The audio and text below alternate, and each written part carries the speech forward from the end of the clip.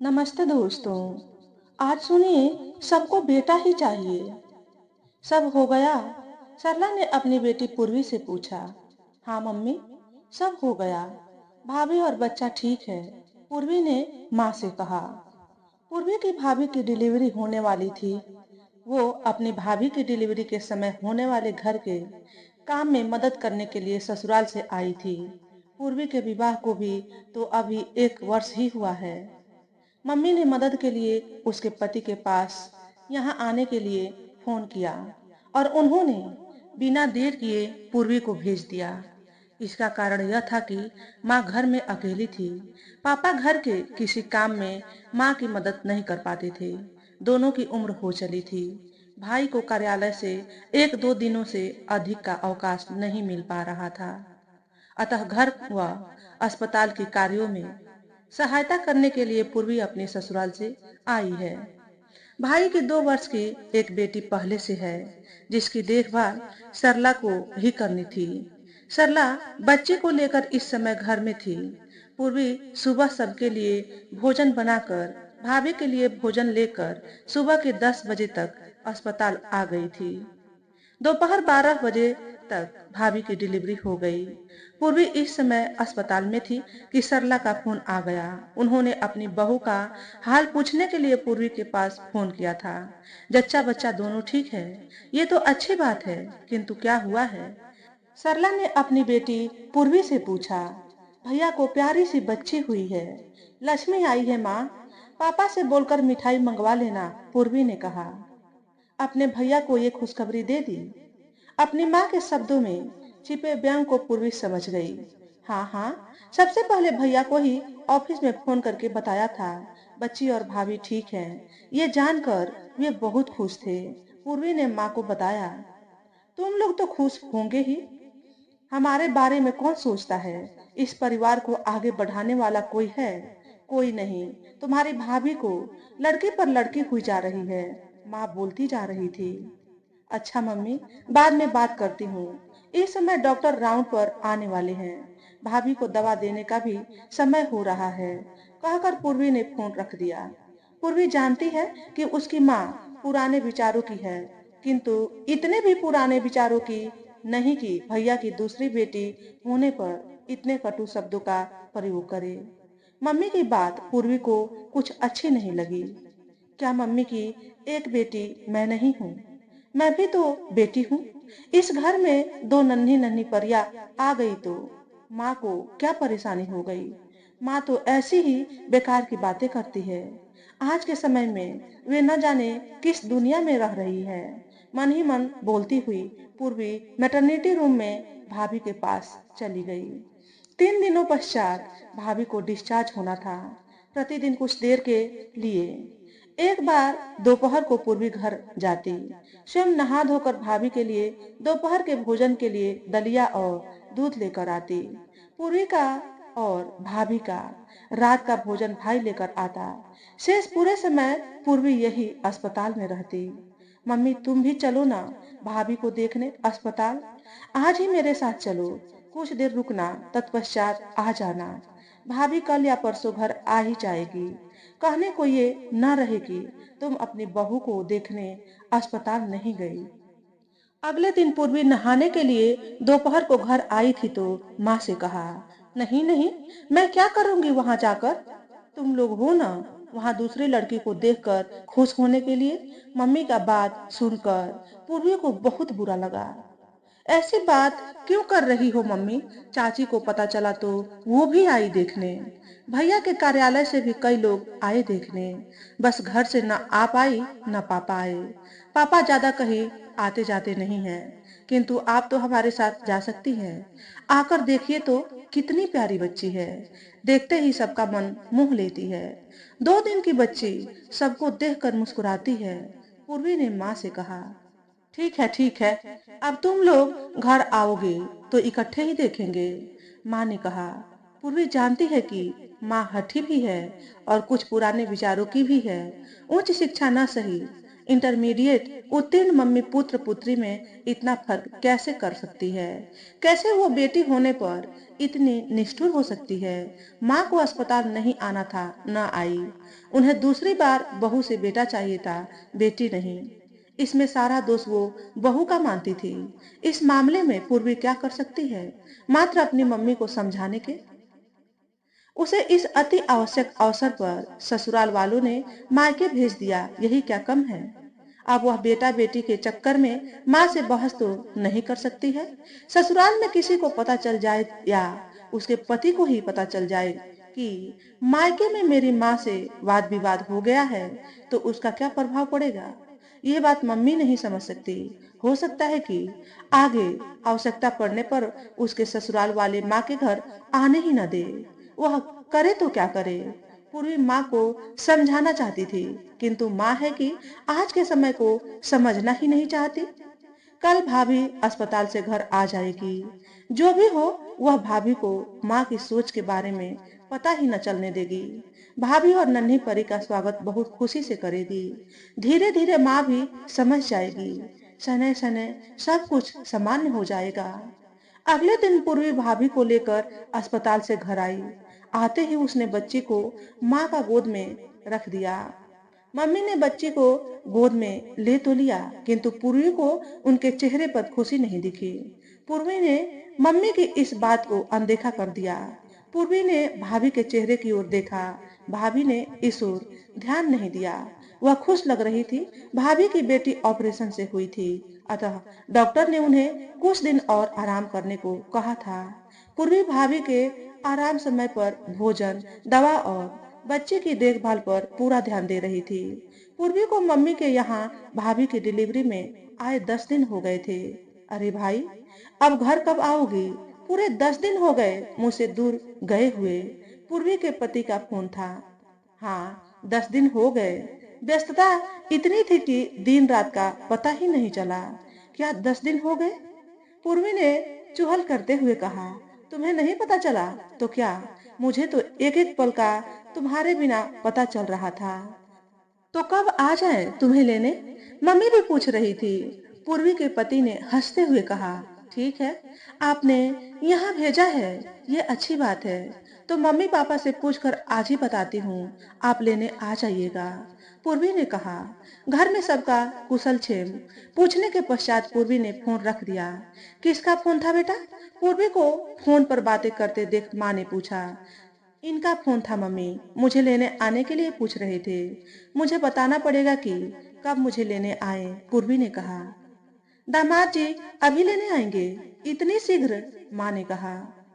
कह रहे थे 10 दिन हो गए मुझे यहाँ आए हुए। अब मुझे बता दो कि कब वो मुझे लेने आए। मुझे फोन कर उनसे बताना पड़ेगा, पूर्वी ने कहा। यहाँ का काम कैसे होगा?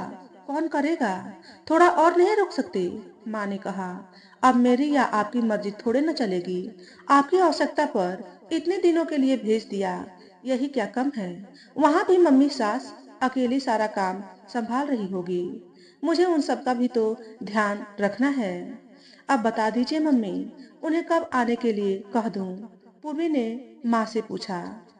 मैंने तो सोचा ही नहीं था कि तुम्हें जाना भी है, माँ ने कहा तो पूर्वी मुस्कुरा पड़ी। तुम्हें क्या बताना मम्मी कि बेटियों को जाना ही होता है।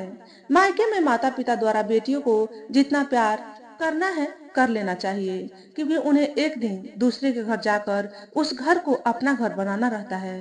पूर्वी ने मुस्कुराते हुए कहा, ठीक है बेटा, तुम दामाद जी को परसों बुला लो। तुम एक दिन और हम लोगों के साथ रह लोगी, माँ ने कहा। ठीक है माँ, मैं उन्हें परसों आने के लिए कह दे रही हूँ, पूर्वी ने कहा। पूर्वी ने फोन कर अपने पति को माता पिता की ओर से उसे लेने परसों आने के लिए कह दिया। पूर्वी के जाने की बात सुनकर भाई भाभी थोड़े से उदास दिखे। भले ही उन्होंने सबसे अपनी उदासी छुपा ली थी, किंतु पूर्वी से उनकी उदासी कहाँ छुपाती। भैया, मैं कुछ दिनों में फिर ससुराल में सबकी सहमति लेकर आऊंगी। आप कुछ दिनों तक भाभी के स्वास्थ्य का ध्यान रखिएगा, फिर भाभी सब संभाल लेगी। माँ की किसी बात को दिल से न लगाइएगा, धीरे धीरे वो सब कुछ करेगी। सब ठीक हो जाएगा, पूर्वी ने अपने भैया से कहा। हाँ पूर्वी, तुमने इस कठिन समय पर आकर मेरे घर में सब कुछ संभाल लिया। मैं चाहता हूँ कि प्रत्येक बेटी तुमसे सीखे, तुम्हारी जैसी बने। अच्छा पूर्वी, अब मैं तुम्हारी विदाई के लिए कपड़े, मिठाई, फल आदि चीजों की व्यवस्था कर दूं। अभी तक हम सब नवजात के कार्यों में व्यस्त थे। अब थोड़ा समय मिला है तो तुम्हारे लिए कुछ तैयारी कर दूं, भाई ने पूर्वी से कहा। भाई की बातें सुनकर कुछ क्षण के लिए पूर्वी भावुक हो गई। पुनः स्वयं को संभाला और भाभी के कमरे में चली गई। मम्मी, ये लो बच्चे की मालिश कर दो। प्रतिदिन लगभग इसी समय एक बार इसकी मालिश कर दिया करो। भाभी के कमरे से बच्ची को गोद में लेकर पूर्वी आई और बीच के कमरे में तख्त पर बैठी अपनी मम्मी की गोद में दे दिया। पूर्वी की मम्मी ने अपनी सप्ताह भर की पोती को संभाल कर गोद में पकड़ लिया। मैं बच्चे की मालिश करने वाला तेल लेकर आती हूँ। भैया मालिश के लिए अच्छी कंपनी का तेल लेकर आए हैं, कहकर पूर्वी भाभी के कमरे से तेल की एक शीशी लेकर आई और माँ को पकड़ा दिया। पूर्वी ने देखा कि माँ बच्ची का चेहरा ध्यान से देखकर मुस्कुरा रही थी। बच्ची भी मुस्कुरा रही थी। माँ बच्ची को सीने से लगाकर चूमने लगी। एक छोटा तौलिया तो दो, इनकी बढ़िया से मालिश कर दे। माँ ने बच्ची के हाथों को चूमते हुए पूर्वी से कहा। पूर्वी शीघ्रता से गई और भाभी के कमरे से एक छोटी तौलिया लेकर आई। पूर्वी ने देखा कि बच्चे की मालिश करके मम्मी ने उसे दूसरे कपड़े पहनाकर काजल का टीका लगाकर भाभी के कमरे की ओर जा रही है। लो बहू, इसको दूध पिलाकर आराम करने के लिए लिटा दो। तुम भी कुछ फल और ड्राई फ्रूट ले लो, समय हो रहा है, कहकर माँ अपने कमरे में आ गई। बच्ची का तौलिया और तेल की शीशी हमारे कमरे में रहने दो, माँ ने पूर्वी से कहा। वह प्रसन्न थी कि घर में सब कुछ सामान्य हो गया। सबसे अच्छी बात यह है कि बच्चे को देखकर माँ की नाराजगी खत्म हो गई थी। अगले दिन माँ स्वतः भाभी के कमरे में जाकर बच्चे को अपने पास लेकर आई। समय से उसका मालिश कर दूध पिलाने के लिए भाभी को देकर आ गई। पूर्वी ने देखा कि दिन में जब भी इच्छा होती और बच्ची जागी होती तो माँ उसे अपने पास लेकर आ जाती और खूब लाड प्यार करती और गोद में खिलाती रहती। अब दो लड़कियां हो गई वाला निराशा का भाव माँ के चेहरे से तिरोहित हो गया था। माँ खुश थी। पूर्वी को आए हुए 10 दिन इतने शीघ्र व्यतीत हो गए तो 2 दिन व्यतीत होने में 2 पल लगे। तीसरे दिन पूर्वी का पति उसे लेने आ गया। भारी मन से माँ पापा, भाई भाभी ने उसे विदा किया। भाभी तो ऐसे रोने लगी जैसे अपनी बेटे को विदा कर रही हो। मत रो भाभी, मैं शीघ्र आऊंगी, अपनी बच्चियों से मिलने शीघ्र आऊंगी, पूर्वी ने भाभी को चुप कराते हुए कहा। पूर्वी, तुमने भाभी को बहुत देखभाल की, ऐसे समय पर मेरे परिवार को संभाल लिया, यह मैं उम्र भर नहीं भूलूंगा। तुम्हारा शुक्रिया कैसे करूं पूर्वी। विदा के वक्त भाई ने भावुक होते हुए पूर्वी से कहा। पूर्वी ने अपना संतावना भरा हाथ भाई के कंधे पर रखा। माता पिता, भाभी और दोनों बच्चियों से स्नेह से मिली और पति के साथ ससुराल के लिए निकल पड़ी।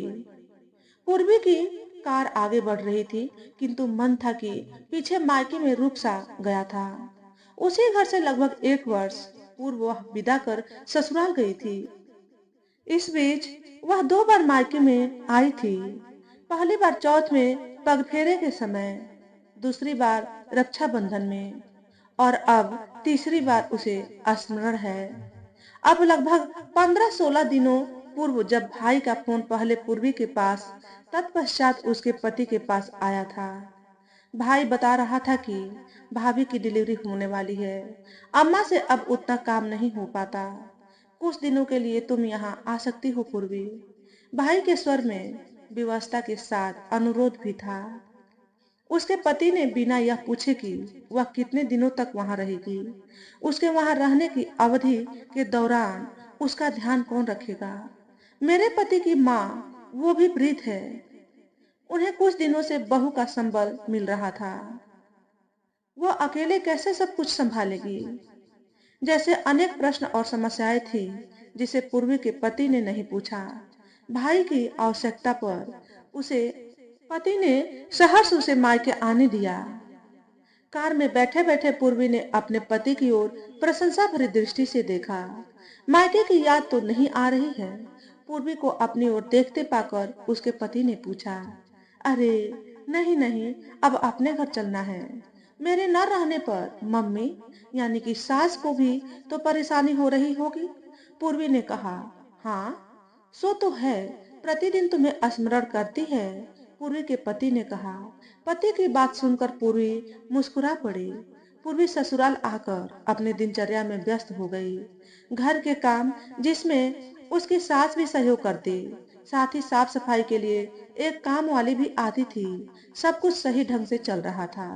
फिर एक दिन वह भी आया जो विवाह के पश्चात प्रायः प्रत्येक लड़की के जीवन में आता है। वह यह कि पूर्वी माँ बनने वाली थी। 3 महीने चढ़ चुके थे। डॉक्टर से प्रारंभिक महीनों में उसे थोड़ा आराम करने के लिए कहा था। शेष सब कुछ ठीक था। पूर्वी ने यह खबर फोन द्वारा अपनी माँ को भी दे दी थी। तुमको बेटा होगा, हमारा आशीर्वाद है, माँ ने कहा। माँ बहुत खुश थी। ठीक है माँ, तुम्हारा आशीर्वाद तो सौभाग्य की बात है मेरे लिए। बेटा होगा, बेटी होगी, यह सब बातें अभी न करो। जो भी हो बस ठीक हो, स्वस्थ हो, पूर्वी ने माँ से कहा। यद्यपि पूर्वी माँ से ये सब कहना नहीं चाहती थी, किंतु बेटा बेटी की बात हो गई तो ये सब कहना पड़ा। समय आगे बढ़ता जा रहा था। 2-2, 4-4 दिनों के पश्चात माँ पूर्वी का हाल पूछती रहती। डॉक्टर के अनुसार सब कुछ ठीक था। पूर्वी के ससुराल में पहले बच्चे के आने की खुशी सबको थी, अतः सभी उसके खाने पीने, आराम करने आदि का ध्यान रखते। 9 माह पूरे होने के पश्चात एक दिन पूर्वी ने प्यारी सी बच्ची को जन्म दिया। पूर्वी के पति, उसके सास ससुर सब खुश थे। पूर्वी के पति ने फोन द्वारा बच्ची के आने की सूचना उसके मायके में दे दी। कुछ ही देर में पूर्वी के फोन पर उसकी मम्मी का फोन आया। फोन से वो पूर्वी का हाल पूछ रही थी। साथ ही कोई सहायता की आवश्यकता हो तो वो भी बताने के लिए कह रही थी। नहीं मम्मी, कोई आवश्यकता तो नहीं है, सब ठीक है, पूर्वी ने कहा। लड़की होने के कारण घर में कोई परेशान तो नहीं कर रहा है? मम्मी ने धीमे स्वर में पूर्वी से पूछा। मम्मी, ऐसा कुछ नहीं है। पुत्र पुत्री में कोई फर्क नहीं करता यहाँ। बच्ची से और मुझसे भी सभी प्यार करते हैं यहाँ। पूर्वी ने हंसते हुए कहा। ठीक है बेटा, मैंने ऐसे ही पूछ लिया क्योंकि जमाना खराब है, सबको बेटा ही चाहिए। पूर्वी की माँ ने उसी प्रकार धीमे स्वर में कहा। नहीं माँ, अब नया जमाना है। अब बेटी बेटे सब पढ़ लिख रहे हैं, सब आगे बढ़ रहे हैं। बूढ़े माँ बाप की सेवा बेटों की भांति बेटियों को भी करनी है। बेटियों से भी वंश आगे बढ़ता है, मायके ससुराल दोनों स्थानों का वंश।